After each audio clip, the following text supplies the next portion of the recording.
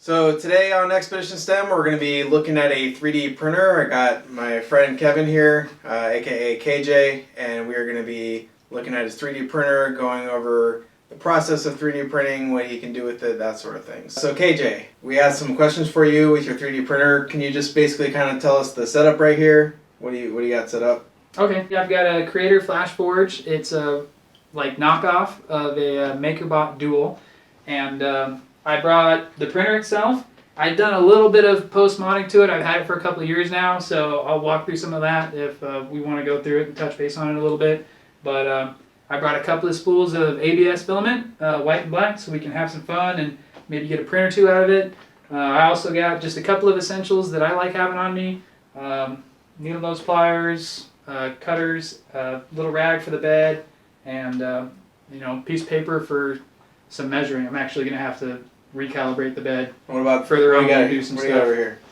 And then some great accessories to go along with a 3D printer. A computer, mouse, keyboard, all that fun stuff. You're going to spend most of your time interacting and preparing your files for print through a particular program. I use Makerbot Desktop and then mostly SolidWorks to do all my design work. I also brought in some fun stuff to show us. So we'll walk through those examples as well. So when did you first start 3D printing? So I bought my printer for me in 2013. I bought it for myself for Christmas, and I've just been enthralled with the entire process since. It's really grasped me entirely. I've got aspirations to. I've got a small Etsy store I've started up. Really spent a lot of time on YouTube videos and everything else, just learning a lot about it. I think I've grasped the concept really well and definitely tried out and failed a lot. So I've been doing it for about almost 2.5 years now. Yeah. Okay, cool. I think you already mentioned this before, but what kind of 3D printer do you have? You said it's a Creator... Yeah, it's a Creator Flashforge, okay. Which is based on the Makerbot Dual, which is the first version of the Makerbot. It's a dual extrusion printer. It's with the stuff they have now, it's a few generations back, but it works really well, and it's about the level of what you're going to get into if you end up starting somewhere low to mid-range. You're not wanting to pay the larger price tag on actually getting a off-the-shelf Makerbot product. Mm-hmm. And how much did it cost? I spent $1,000 on it in December 2013. It came with 2 spools of filament and all came boxed up. So, the filament cost adds on a few extra dollars as well. But I've since been researching it. There's just a slew of printers that are alive today that are around the same, a little bit smaller, comparable footprints of what you can build and design. And conservatively, you can easily spend $1,000, but if you're just looking to get into it, I think that you can get into it for anywhere from a few $100s to $500 and get something that a couple of years ago I spent $1,000 on. Cool. And what type of materials do you print with? I predominantly use ABS and PLA plastic, mostly ABS, just because of product-wise, people who are wanting, nice memorabilia or stuff to work with. The real big benefit to ABS is it's a really easy material to, after you're done printing, you can sand it, you can dap it, you can paint it. It's just so easy to work with. It's like any model print. I've tried sanding and working with the PLA. It's really kind of nasty. Doesn't come out nearly as well. And then I've also got a few different types of just kind of niche filaments that just sounded exciting. So I thought I'd give them a try. Each different type of filament has so many different qualities that you have to get just right in order to make work.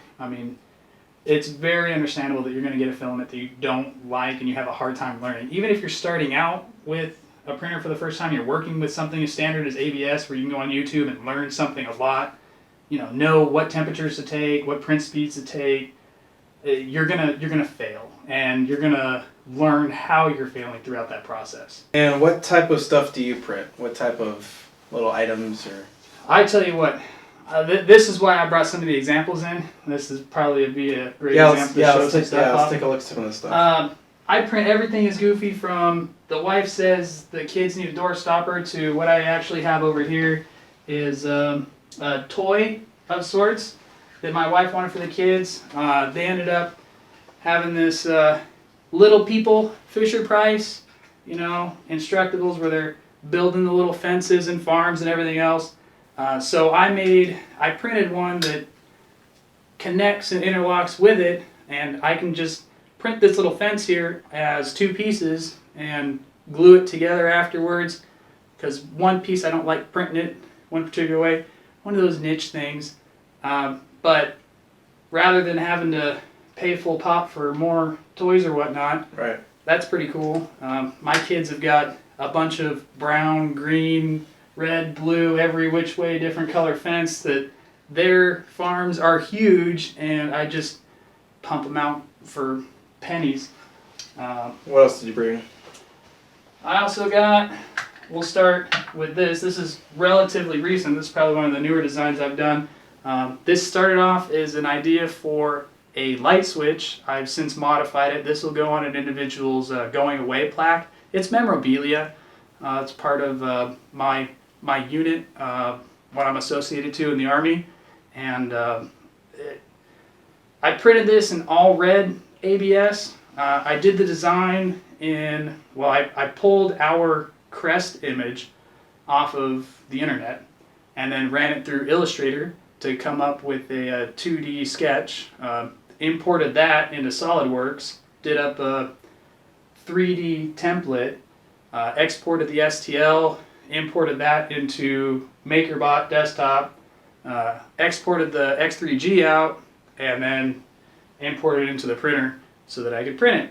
And I went with all red because I don't want to do all the red painting. Like, I wanted the red color, I wanted to do light facades on other colors. So you'll make those kinds of decisions as you're moving on, and I think we'll go over later maybe some ways of how you can save money on filament if you're looking to get into 3D printing. That's definitely a big thing to do. What else did you bring? This is another fun one. This is also going away. This is platoon level going away. We've been doing these for quite some time, giving away props to individuals in our unit, and this particular one has a centerpiece that I designed up. There's 2 prints here. The first one is actually this small white piece in the bottom, and I just have that circular just there for color because I don't want to paint the white. And then the second is this solid red piece. So what this is I've got the 82nd Airborne logo with a pair of airborne wings, and then this is a little CAD version of a shadow, a UAV that I made, kind of flying out of it. So I print the whole thing out in one solid piece and then do the individual paintings to, accentuate, make it look pretty. And then we give this away as a nice little going away from the platoon rather than doing a shadow box or something. I mean, this has taken me a few hours of my time and, a little bit of cost, but versus expecting a platoon or a unit to fork out a few $100s for a shadow box when the people are very happy to get these. I mean, I love giving them out. I can't imagine anything cooler. I've never seen anything cooler that units give away to individuals. What's this thing over here? Alright, so this is actually 2 things. Well, I guess I kind of have the stands too. These are just some failures / playing around with, but they started out as hopefuls for selling as Chuckus battery box plates. Can you briefly explain what a ruckus is? Because I didn't know what a ruckus was. I didn't know what a ruckus was either when I started printing these out. It's pretty much a scooter. Honda makes a Ruckus. It's a little 50cc scooter that individuals really enjoy modding up, riding around on, and everything else. And it goes on the very front of the scooter. This one was a complete failure. I brought it though because it's really interesting to see some of the failures that you're going to end up getting.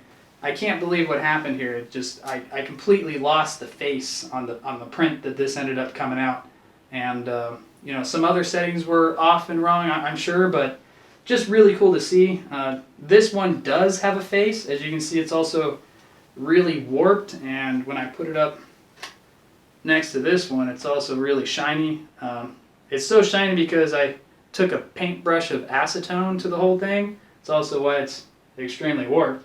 Acetone and plastic, you get some really cool effects after you ended up printing out these pieces. There's a few different methods of doing it. It's fun to play around with, but you know, I'm sure you'll end up playing around with this. I just brought it in as an example to show what things can look like post-process. But these are just examples of some of the stuff that I have been selling on the last month on my newly found Etsy store. And so what kind of problems have you solved with 3D printing? Like, is there anything that, you know, besides, you know, making, obviously one is, you know, running out of toy parts. That's one problem that you solved. Has there been any other, like, functional stuff that you've created? Definitely. There's a lot of, like, child safety stuff that I've ended up doing as well. Like, I always have projects for my wife. It's great.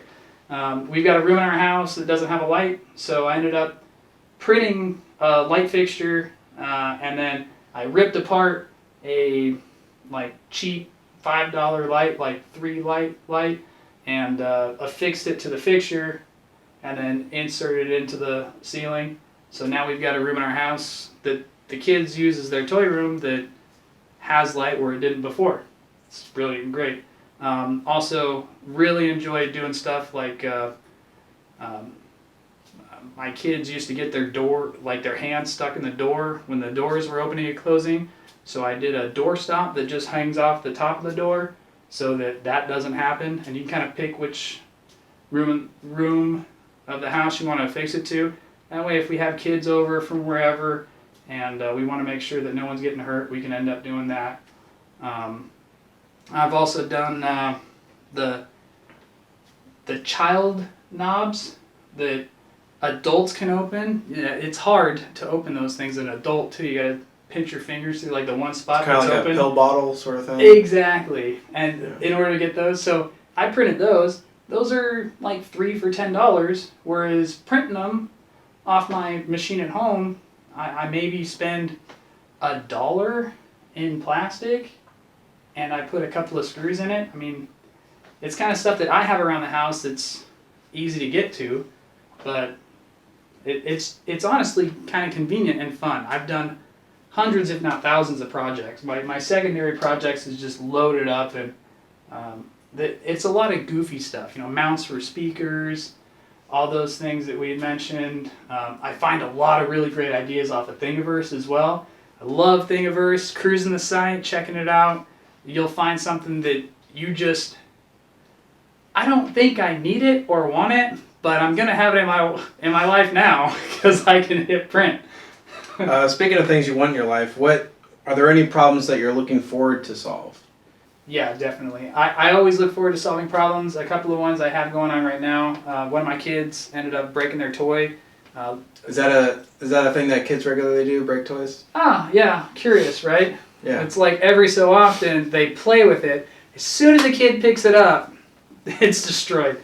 So I mean, it's like a big Disney Buzz Lightyear, and she loves it to death. But she straight up busted the foot right off of it, and he had this weird little ball joint thing going on. So I gotta work up a fix for that, and it's not gonna be exactly the same, but it'll end up working out quite well. I've done a couple of tests so far. I'm really close. It'll end up working out once I get there.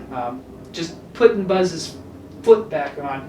I'm also, the only thing I don't really like about working with all this plastic is that, like, a lot of times when it's going, and if you're working in a confined space, like the fumes are an issue. Like, it's just not pleasant to smell. So I've Yeah, actually... because this is basically burning plastic, right? Exactly. Yeah. It's not fun. Not to mention, you know, you got nylon and if you got some kind of weird plastic that you're printing with, who knows what's in it. But what I recently built like an enclosure for my printer, and I'm working on a fan mount up at the top so that I can end up venting the fumes outside. So I'm still in the process of that. I've got a couple of the mounts so far. One thing that I like about this is that you could rapidly prototype and do anything. So I'm pulling the fan off of what I've got off the shelf, and I'm custom making the mounts because it's quick, easy to do, and I don't have to get a new fan. Yeah. So that's my next step in finishing out my printer home so that I can get those fumes out of there. As of right now, if I know I'm doing a lot of printing, I'm just staying out of the room while it's going.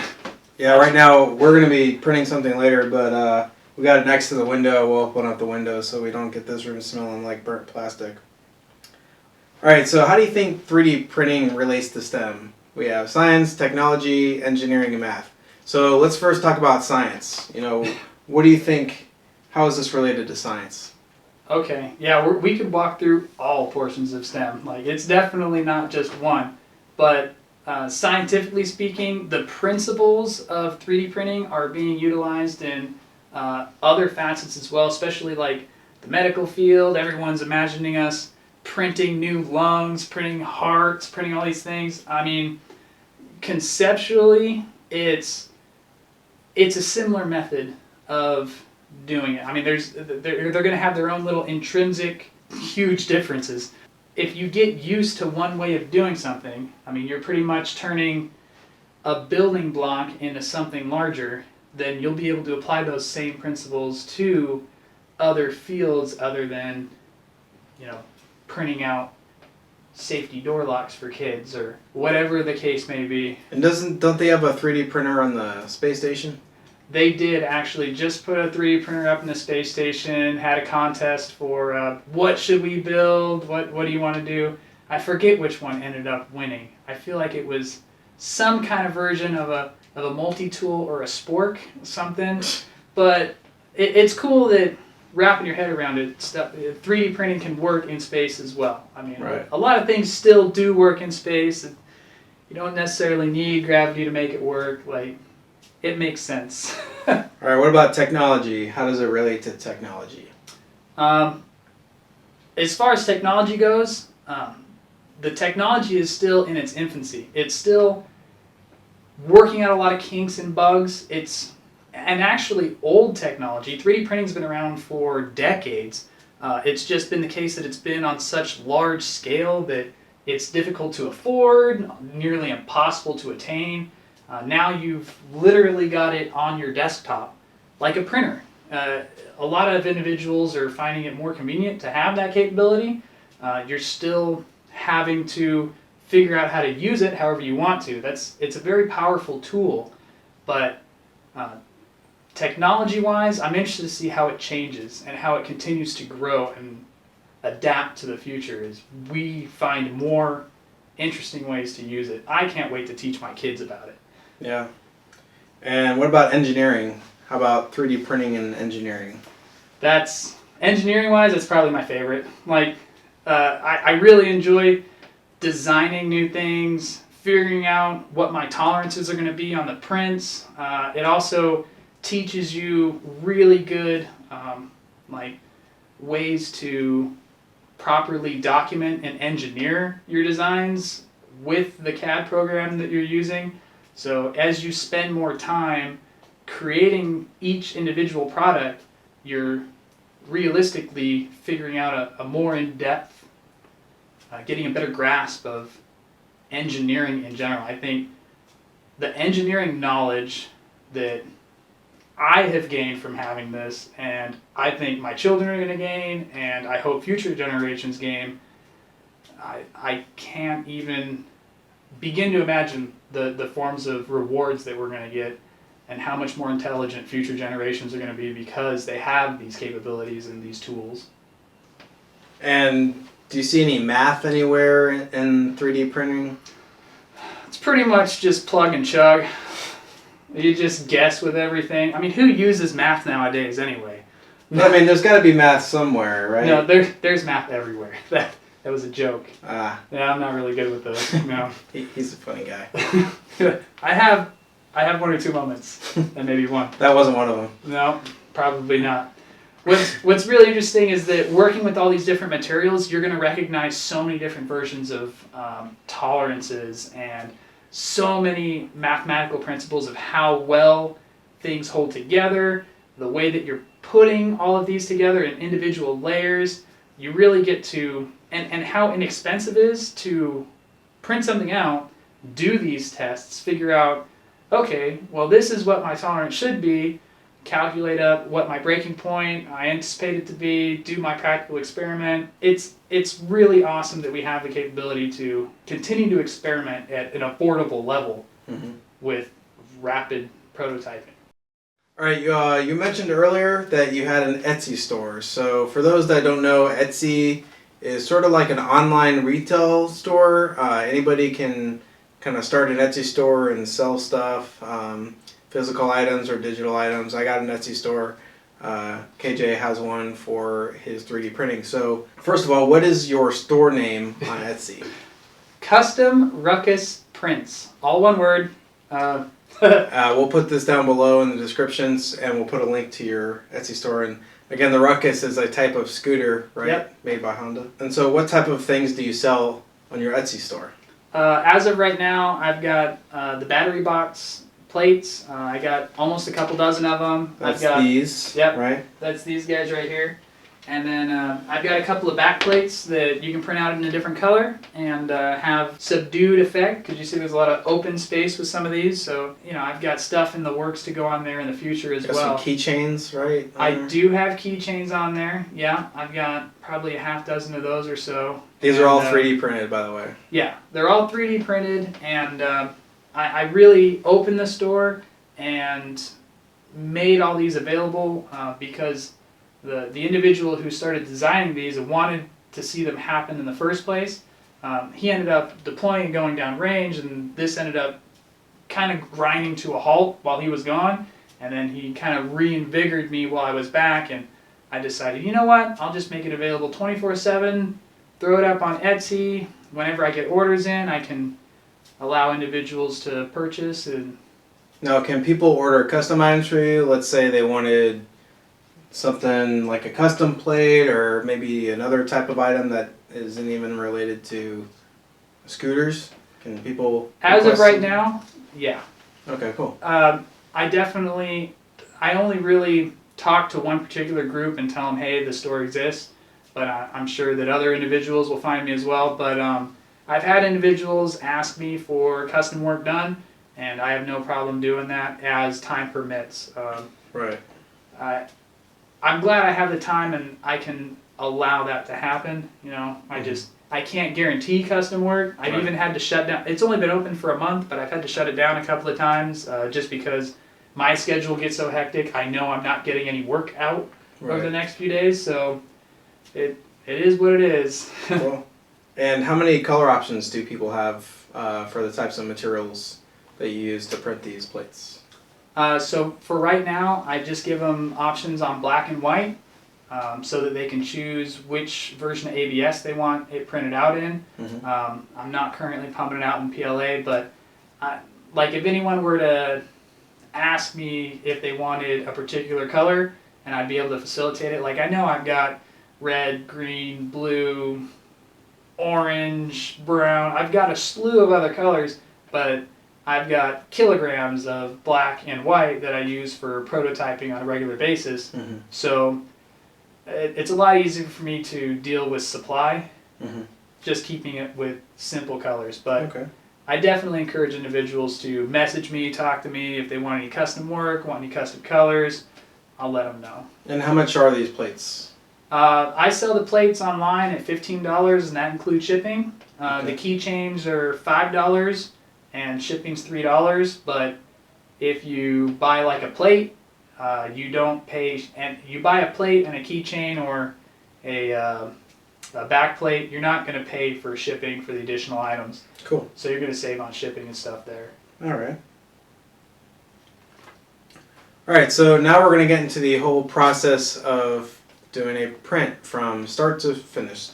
So first, let's kind of just very quickly go over the outline of a 3D printing process, and then we're going to actually go through each step. First thing we're going to do is we have to come up with an idea of what we want to print, right? So obviously that is... the next thing we're going to do is cross-reference Thingiverse. KJ mentioned this earlier. Can you give in like a 2-sentence description? What is Thingiverse? 2-sentence. Doesn't have to be exactly. So Thingiverse is essentially a repository, a library of individuals who put their designs, ideas out there for the world. What's nice about it is that you can search Thingiverse for anything. Like that's where I found the safety doorknobs. I was like, this is already made up. I don't have to design it. I just pull the STL down, look at it, and see if it looks like it's going to go together correctly, and hit print. So it's kind of like a Google image search for like 3D models, right? Exactly. That's pretty cool. And they're all free, they're all open, readily available. I mean, if you Google STLs and search for files, you'll see there's other like STL hubs and stuff that you can get files from, but you never know if they're going to be pay, what. Thingiverse is great. It's always free. It's always free. They run competitions, they definitely encourage STEM and individuals to innovate. They like give away free Makerbots and everything to individuals who come up with great ideas and everything. They just like to see the community grow and this open source sharing of knowledge grow. Then you would either import that design or start from scratch in your design program. And KJ uses SolidWorks, so that's like a 3D modeling program, right? Yes. Okay.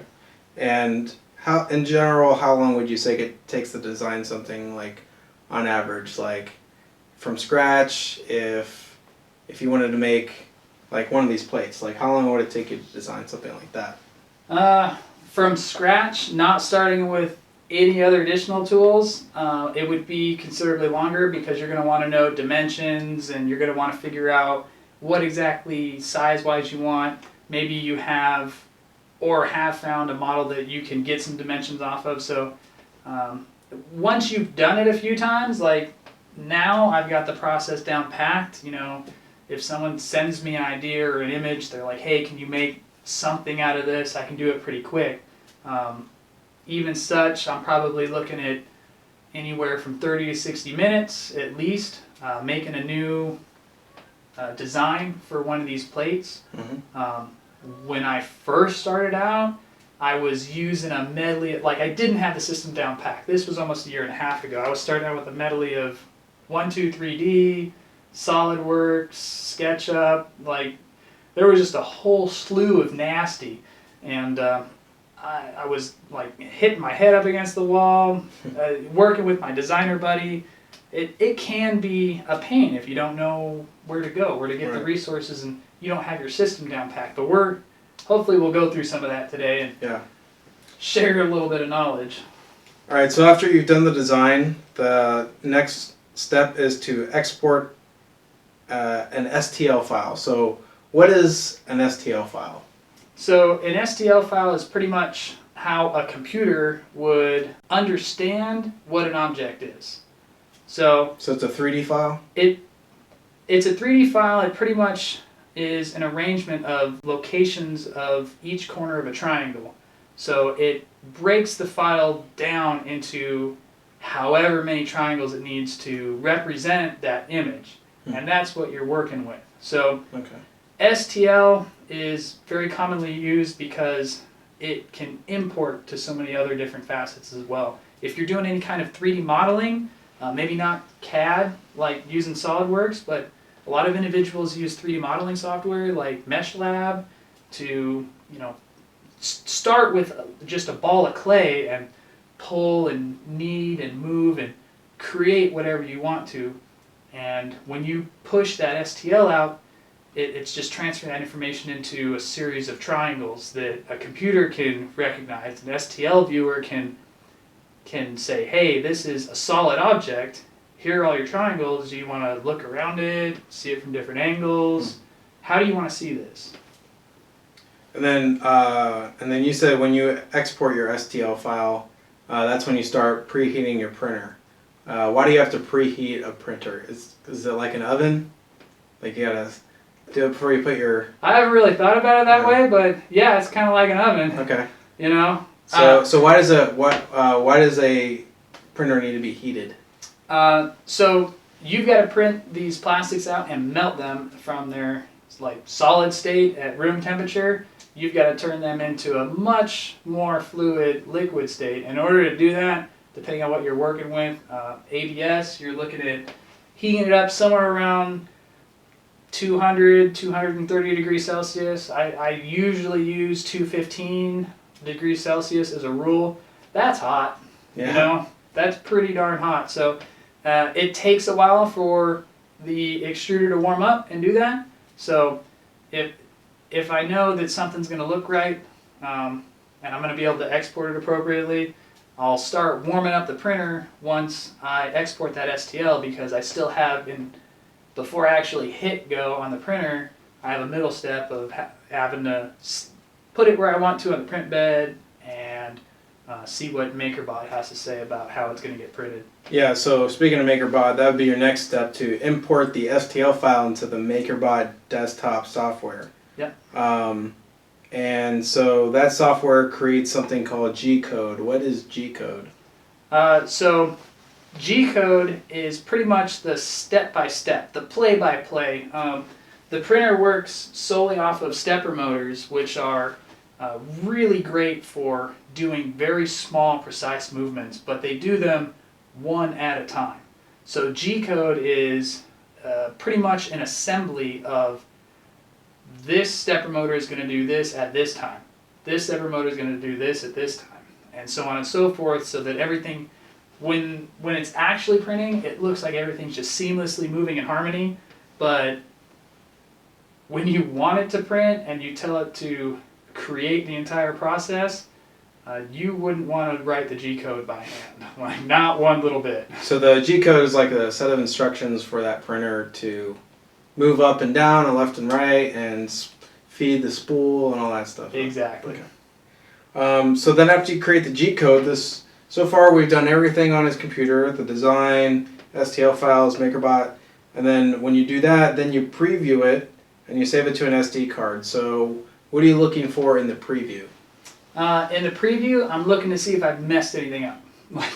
That's predominantly what it is. And also, a lot of times you might want, especially starting out, I've come to term with, I understand it's very precise, it's really cool, but you don't get as fine a details as you might think at all times. So a lot of times in the preview you're going to see something where you thought that was an O, and you wanted a letter printed out. You thought that was going to be an O, and in reality it's such a small O that you're going to get just an outer ring, a gap in the middle, and an inner ring.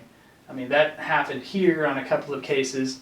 So you can see those little weirdnesses. Maybe you didn't actually put the STL on the print bed, so when it builds the G-code, it's going to print it 2 millimeters off the print bed. There's a lot of problems that can happen that if you don't preview it before you export it and you tell the printer's going to do whatever you told it to do. All right. And then you would set up your printer, your spools, insert your SD card, and hit print. So in general, how long does it take to print something? Or what kind of range are we looking at? The longest print I've had is probably around 10 to 12 hours. The shortest print I've had is probably around 5 minutes. So how about one of these plates? These plates, I'm looking at about 2 hours. Okay. Anywhere from an hour and a half for something that's just stringy. This is probably about 2 hours. What about your shadow? My shadow prop center, that's about 2.5 hours. Okay. I print that at a 0.2 density per layer, millimeter-wise, and then a lot of the, a lot of the, the printing the plates I printed around 0.3, so you're saving a lot of individual layer time, even though it might be around similar or even larger mass-wise. So things like that are going to affect your time. All right, and then once it's done printing, you wait for the plastic to cool down and then start your post-process. So as KJ said earlier, you can sand ABS or you can fill in gaps with some sort of gap or something like that. Yeah. How long does it normally take for it to cool down once it's done printing? It usually takes ABS about 15-20 minutes to cool down. If you're in the area, you're going to know when it's cool because it'll kind of like crack. You'll hear it actually, in this case, you'll hear it separating from the bed. Once you hear it crack for a couple minutes, you know that it's cool enough that it'll be easy to remove because the cracking noise is actually it detaching itself from the print bed itself. So at that point, it's really easy to take it off and remove it. Cool. All right, so we're going to go ahead and get started on this process.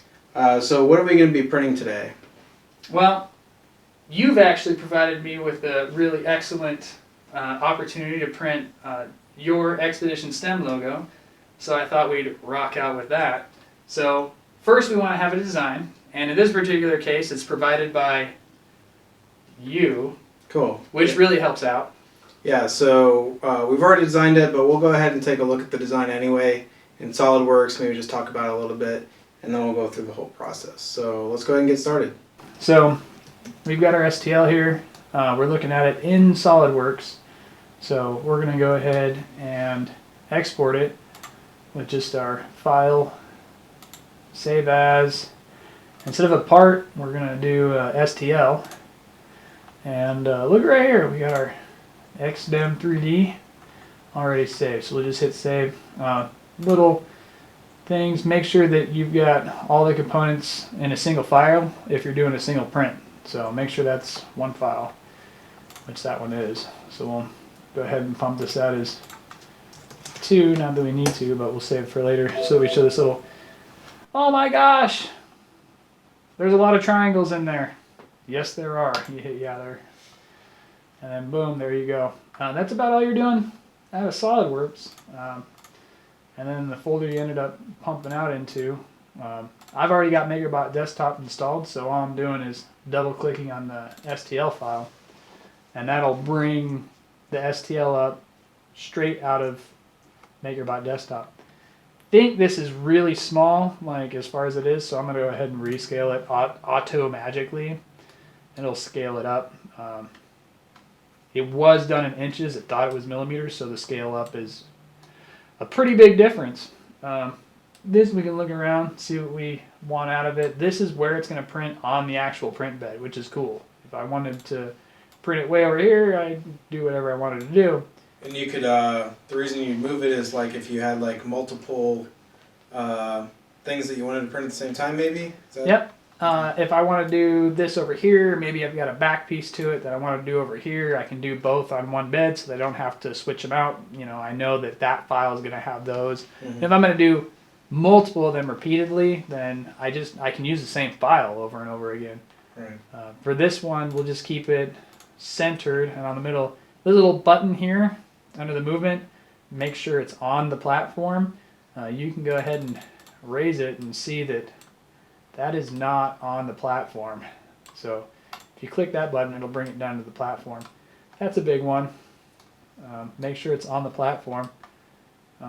You've got all sorts of things. This was done up on the front surface. If you don't do it on the front surface, you do it on the top or right, then it's going to be rotated wrong. So you'll end up having to rotate it so that the side you want printing on the bed is the side that will be printing on the bed. So there's all those little things you can do. You can resize it. It already did one version for us, but... Are we going to resize the Z-axis right? Yes. We actually do for the file that's out. We actually uncollect our uniform scaling, and I think we cut it to 5. No. I want to say it might have been 5 millimeters that we ended up doing the Z to. We'll see once it ends up coming out. But without the uniform scaling, we're just changing the Z-axis. So that's going to flatten the whole thing down. That way we cut down on print time a bit. We're not really losing anything out of it. We're going to stick with the right extruder because this version of Makerbot Desktop right now, I believe, has problems with the left extruder. So we're going to leave it with that. Now, as I said, I usually go export, and then you can name it. I've already got this one named. I'll go ahead and name this one in a similar fashion. Actually, I should walk through the settings beforehand. I'm using a profile that I've already built for ABS on the left and right extruder at standard, which is 0.2 millimeters per layer height. You can likewise click on the low, standard, or high settings that Makerbot has default. The reason I do my own is because I changed the speed settings for each one. You see I have these little numbers to the right of it, 1, 2, 3. A 2 is correlating to a travel speed of 70 millimeters a second. And we'll see some of the other settings. I'll scroll through here. So if you want to take notes, like this is a good speed setting. Speed settings make a big difference. The printer says it can do 150 millimeters a second, but you don't want to do that because if you do, your print comes out stringy and looking terrible. It does not do it. It likes going slower. Slower is better, and depending on what your layer height is, certain speeds work better or even are acceptable.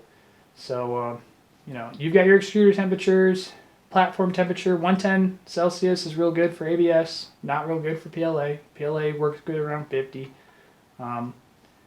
Not too worried about your Z-axis travel speed or minimum layer direction. Those are just left default.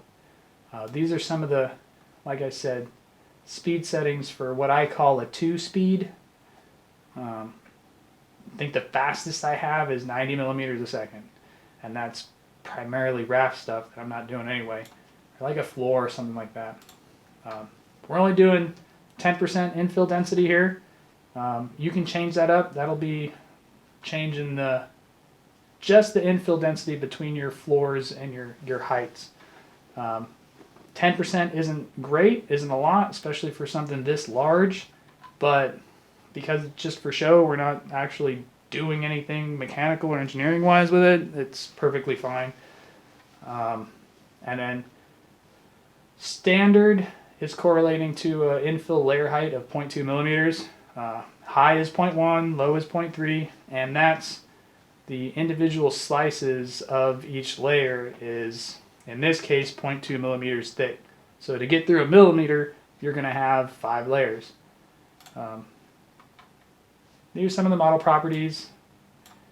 Number of shells. What's a shell?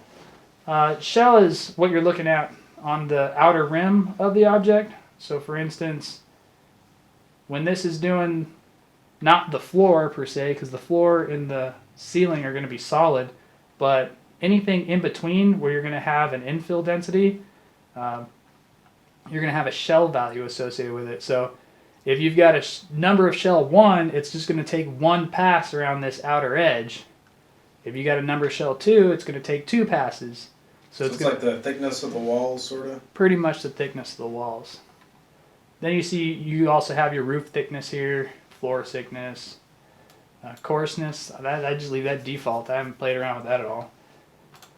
Some multi-material printing options. I don't do very much multi-material printing, and the stuff that I do, it usually comes out a little nasty because I don't like purging the walls. Like it wastes a lot of filament and takes a really long time. I'm really glad they no longer have the purge wall mandatory. It used to only be able to purge walls on the dual prints. But again, I think the left extruder is a little mucked up on this version of Makerbot. So that's the only thing I don't really like about Makerbot Desktop. Like every once in a while I have a version that's mucked up, and the best way to fix it is to go back to a version that was working. But I always try new versions, and I'll work around it as much as I can, as long as I can. So I have a working version on another computer. That's how I work around having to use the left extruder. This is some of your RAF settings. If you've got something that's not going to, it's not going to print well, stick well to the print bed, you'll give it a raft. And a raft is pretty much a new print bed. It's just solid plastic. That way you've got a really good, sturdy plastic on print bed, like print bed, plastic base, and adhesion, and then that plastic raft is going to stick better to whatever you're printing. on it, then it would have stuck to the print bed. So if you're worried about that and you want to do a raft, go for it. I usually don't, because my print bed, I've got a nice Teflon layer on it, and ABS PLA sticks great. You know, I just make sure that I've got the bed calibrated just the way I like it. It'll be good. I don't mess with any of the base layer or interface layer, surface layer settings. Supports and bridging. If you've got a print that's going to need supports, like say for instance I had this raised up the print off the print bed a millimeter. If I didn't print that with support, then the printer would go up 5 layers of nothing and then start printing in midair. So if you have support, it's going to give you like some whatever margins and spacings and settings that you tell it you want the supports to be. It'll give you that as a bed of plastic before it starts printing, and then after you're done with your print, you just break it off, tear it away, and that's what you'll end up having left over. Is this, I think, has an example of it actually. This version is like, I don't know, 2 maybe 3 millimeters off the print bed. This is a whole level of support. I mean, I haven't broken it away just dues there's no reason to spend my time doing it, but hey, I'm glad it's still here so I can show you. Right extruder, left extruder settings, really don't have to muck with these. I mean, you know, 1.7 millimeter diameter filament. This is 1.77, sure. You know, don't really have to mess with any of these.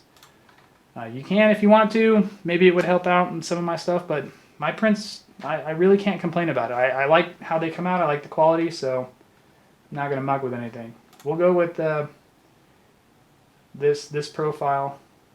We ran through all these settings. I know there's a lot. Like, I almost say if you go with an older Makerbot printer as something you're starting with, maybe you're picking it off at Craigslist or eBay or whatnot, and that's what you're using. If you can find an old version of Makerbot to start with and practice and play with, it doesn't have a lot of these settings, which is good and bad. You know, some of these settings allow you to do things that you couldn't do prior, but it kind of overcomplicates it as well. You know, it's this is a lot to throw at someone just starting out the gate. It's like Notepad versus Microsoft Word. Yeah, pretty much.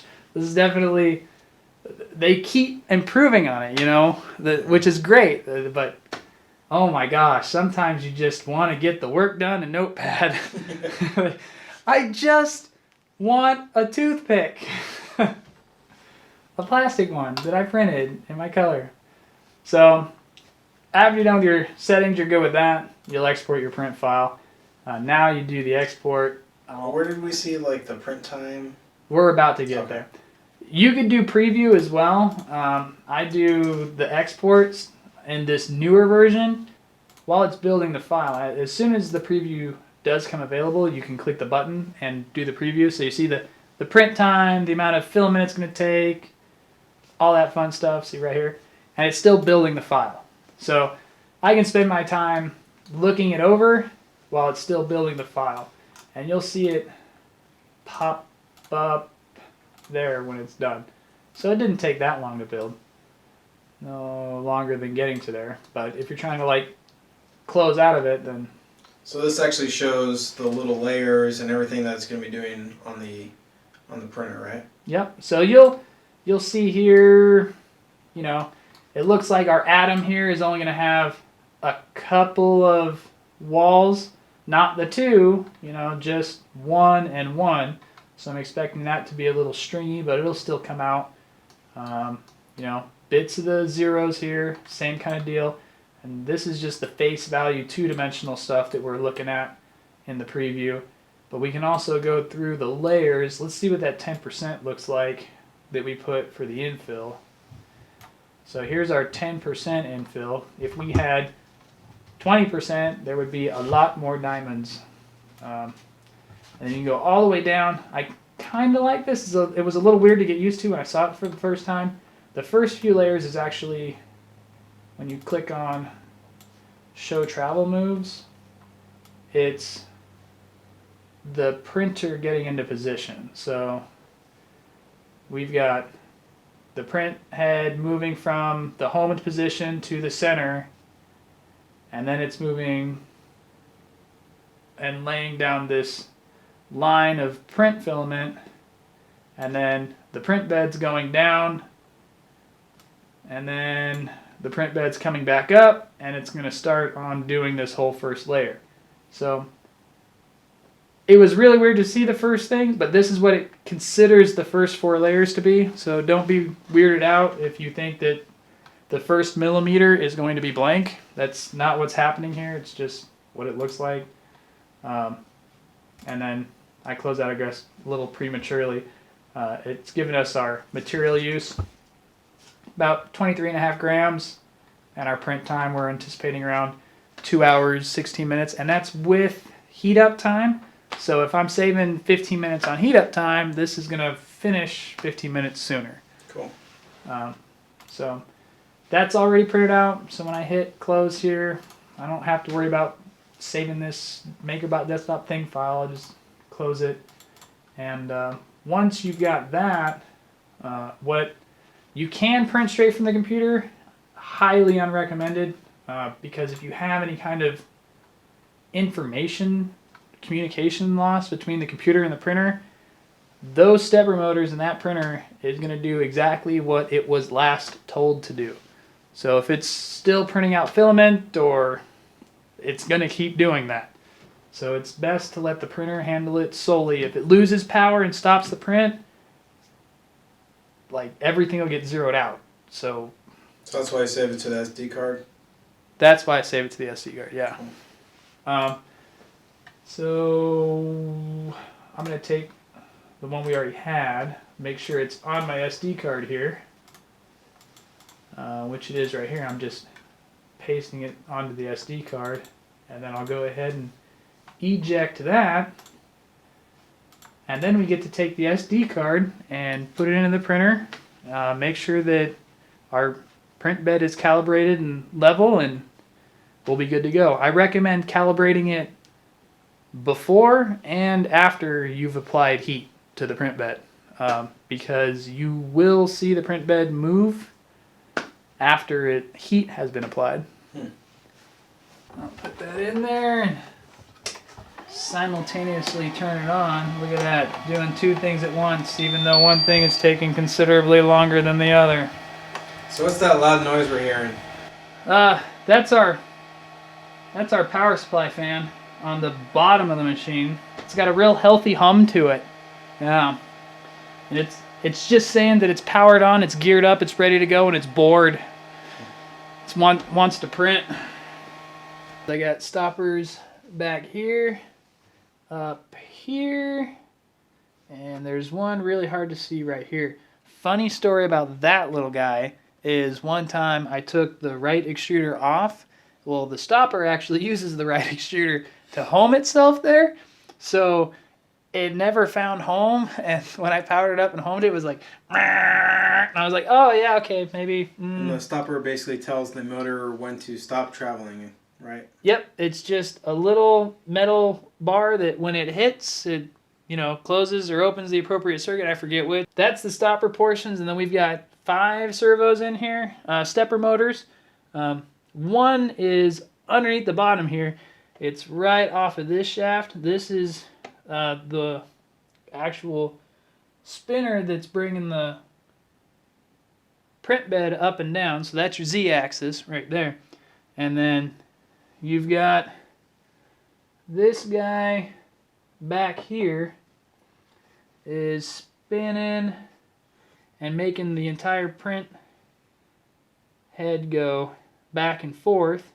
So this is your Y-axis, and then this guy right in front of him on the right is moving the entire print head your left-right, which is your X-axis, and then you've got 2 more, and these 2 here, I don't know how well you can see them here, they're behind these fans. They're spinning just to control the rate that the filament is going through the extruder. So that's what controls the filament going through the extruder and how precise that is. Additional components we got here. All these silver bars are just guide bars. And then this gold bed is my heated print bed. So that I tell to be whichever temperature it's going to end up being. And that's where your print's going to start on. So that's kind of, you know, the big show point short of... What are the little controls at the bottom? So the bottom, once we turn it on, we've got our LED screen that's showing us what we have our selections being made.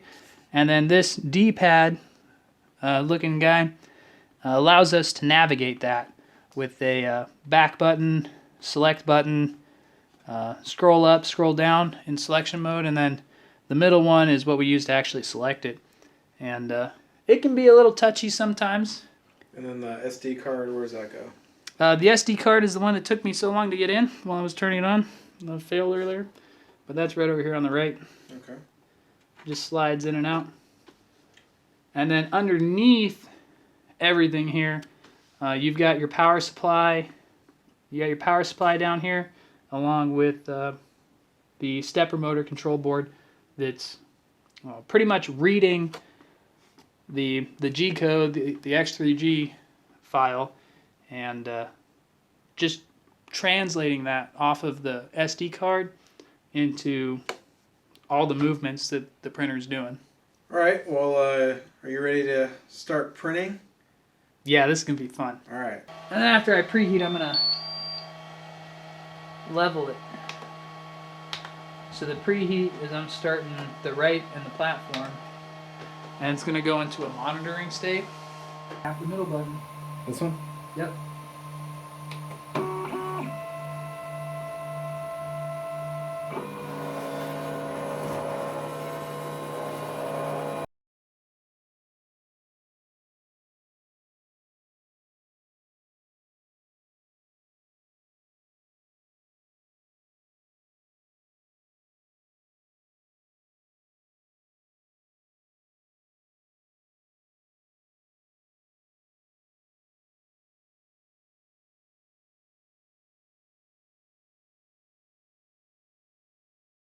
All right, so is the print done?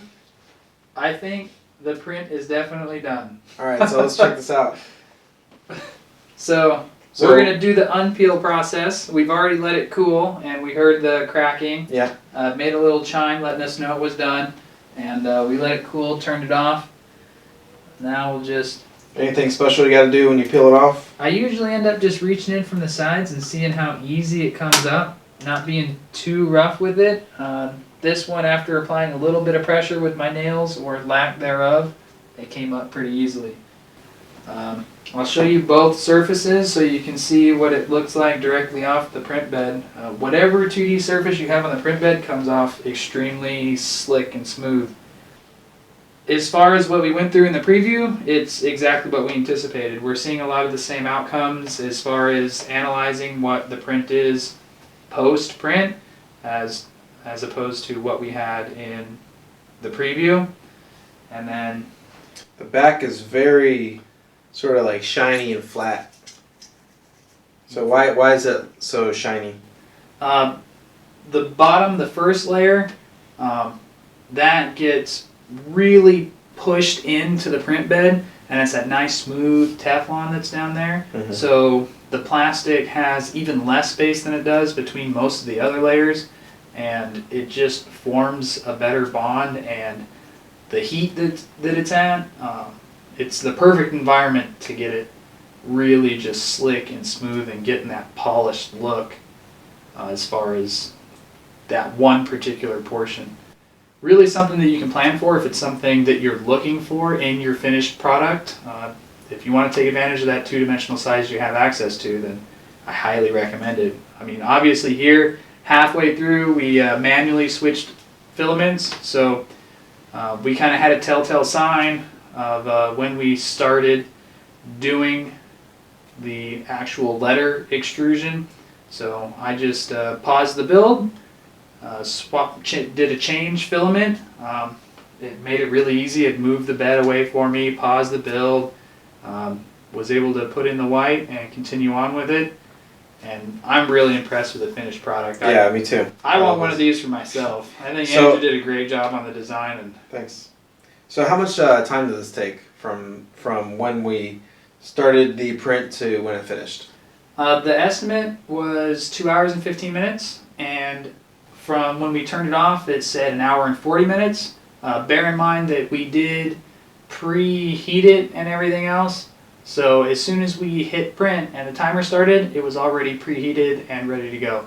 I think a lot of times that estimate on the software size, it includes a bit of preheating. Okay. We didn't wait half an hour for preheating, but 5-10 minutes, pretty conservative. It can take that long. Okay. And how much did this weigh? We used about 20 grams of material. Okay. So 20 grams, pretty light.